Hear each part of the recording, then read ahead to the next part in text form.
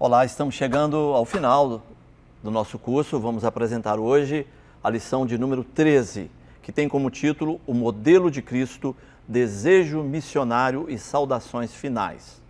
Nós vamos utilizar o texto bíblico que está em Romanos capítulo 15, 8, 9, depois do 18 até o 22. Vamos ler também Romanos 16, capítulos 25 a 27. Mas uma leitura na duração dessa aula, agora na introdução, será feita apenas do texto áureo, que está em 1 Coríntios, capítulo 9, versículo 16, que nos diz assim: porque se anuncio o Evangelho, não tenho de que me gloriar, pois me é imposta essa obrigação, e ai de mim se não anunciar o Evangelho. Paulo está falando da sua grande responsabilidade. Aliás, ele pregou o Evangelho após a sua conversão até o final da vida, de uma maneira intrépida, de uma maneira comprometida com o chamamento que ele recebeu quando estava indo na estrada de Damasco com carta dos sacerdotes para perseguir e para matar o povo de Deus. Hoje nós vamos falar sobre exatamente isso, o modelo de Cristo, desejo missionário e saudações finais. Paulo serviu a Cristo de todo o seu coração e por diversas vezes ele dizia: sede meus imitadores, porque eu também sou imitador de Cristo. E aqui ele coloca, quando chega em Roma, ali já certamente havia uma comunidade de cristãos já estabelecida.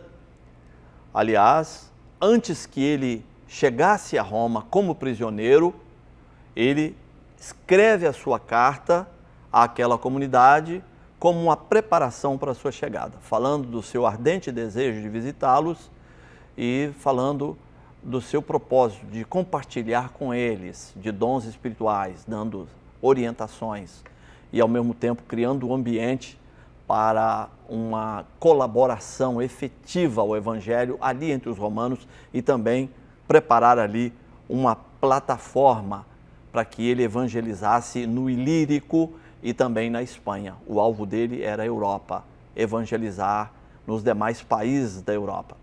Fica claro ali a existência de uma comunidade. Tem gente que tem uma grande dificuldade em compreender essa presença do cristianismo em Roma.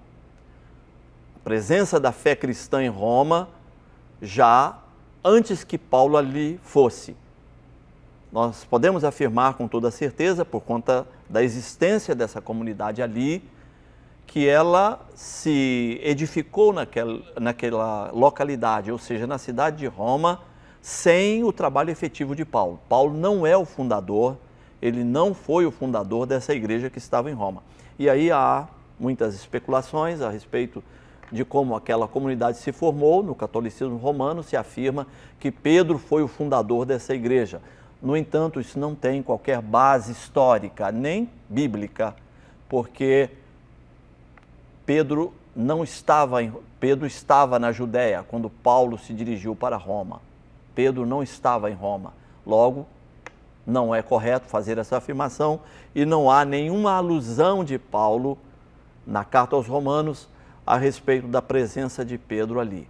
Logo, a explicação mais aceita entre os estudiosos da Bíblia é que o Evangelho chegou até Roma pelo trabalho de alguns missionários, pessoas convertidas ao Evangelho. Alguns acrescentam dizendo que o grande avivamento de Atos capítulo 2, em que estavam presentes ali pessoas de diferentes nações, aproximadamente 17, 18 nações diferentes, e que essas pessoas que receberam o revestimento de poder levaram o Evangelho até Roma. O fato é que ali já existiam irmãos, pessoas salvas em Cristo Jesus. Ali haviam os cristãos, os gentios cristãos, e eles representavam a maior parte daquela comunidade. Logo, já havia uma comunidade em Roma, e era uma comunidade a despeito das suas diferenças culturais. Era uma comunidade coesa, era uma comunidade que se reunia ali com regularidade e frequência. nós percebemos nos textos aqui o trabalho missionário de Paulo, seu trabalho pastoral, seu coração pastoral vigorou ali, quando ele vai a Roma como prisioneiro, numa colaboração efetiva com aquela igreja. E Paulo tinha alguns princípios, por exemplo, foco nas necessidades locais. Paulo já tinha, vamos dizer assim, muitas informações a respeito daquela comunidade.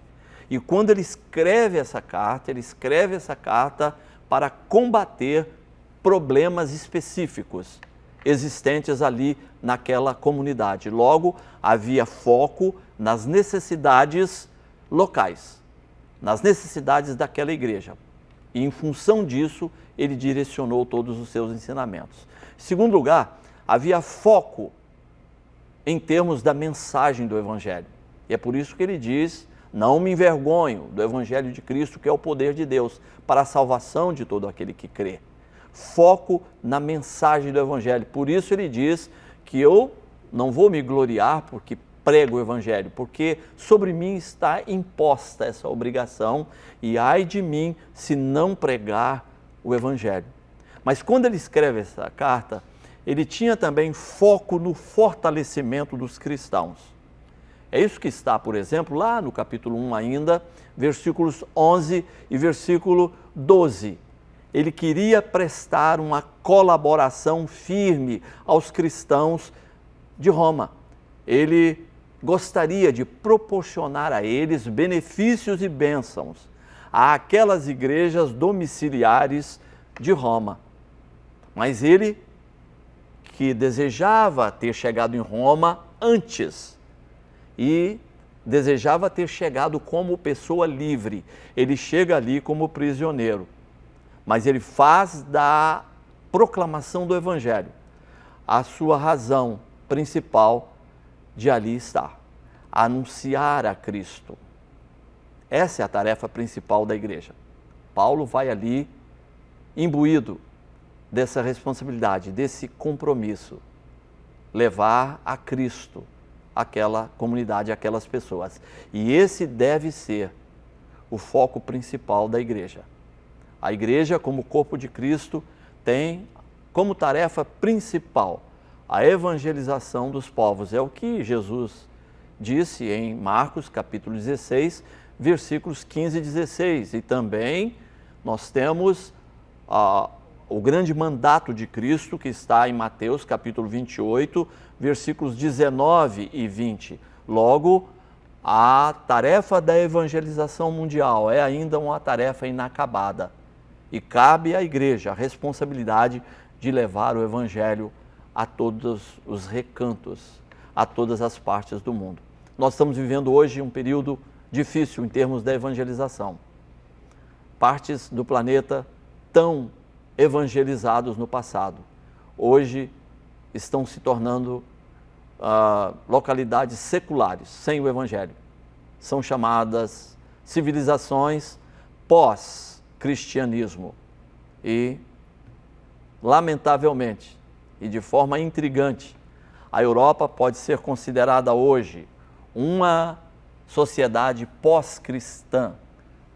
Está acontecendo na Europa simplesmente uma grande perda dos valores cristãos e da mensagem do Evangelho, assim como nós temos, por exemplo, a Alemanha, berço dos grandes teólogos, berço da Reforma Protestante, hoje também começa a ser considerada um país, uma nação pós-cristã. Paulo, por diversas vezes, enfatiza o Evangelho como o poder de Deus. O poder de Deus para a salvação de todo aquele que crê. E o cerne do Evangelho é a mensagem da justiça de Deus em Cristo Jesus. Paulo termina a sua carta numa doxologia final, de uma maneira linda, de uma maneira espetacular, de uma maneira infinitamente sábia, única. Ele mostra a centralidade de Cristo, a centralidade da justiça de Deus. O poder do Evangelho pregado por Paulo não é? A revelação da justiça de Deus na salvação pela fé é incluída nessa parte final do apóstolo, na redação dessa carta tão importante, essa carta que é uma coluna vertebral, é o centro da mensagem cristã. A justiça de Deus por intermédio da morte do seu Filho, da morte de Cristo na cruz do Calvário. Por intermédio desta morte, o homem, arrependendo-se dos seus pecados e crendo em Jesus como Filho de Deus, como aquele que tomou a forma de homem e que morreu no Calvário pela humanidade inteira, no momento em que essa mensagem é crida, no momento em que essa mensagem passa a fazer parte da vida do ser humano, este mesmo ser é redimido, regenerado, justificado e salvo. Estamos chegando ao final dessa aula. Deus te abençoe de uma forma especial e poderosa neste dia e sempre.